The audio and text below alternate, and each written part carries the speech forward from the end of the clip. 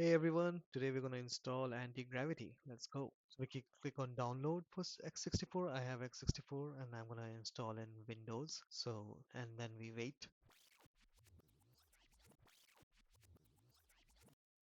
We accept the agreement. Click on next, next. You always want to add the path. That's kind of necessary later on. Now let's wait. And then you can launch Antigravity. It will ask for your access. Once you give your access, it should be ready to go. Welcome to Antigravity. So we go to next. I import from VS Code because I already have a lot of settings there. I always go with dark theme. Now there's three options you can choose from. One is the agent driven development, which means that it's completely runs on autopilot. It will not ask you any questions. We'll just keep doing it. Ultimate live coding option. Then there's agent assisted, which I would recommend, and they also recommend. This is a collaboration with the developer, and developer is in control.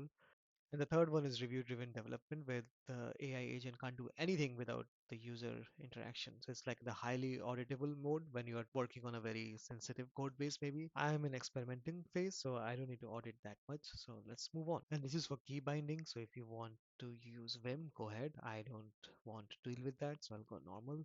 You have to log in for your Google account. And then, of course, you have to give all your data because without that, Google won't work.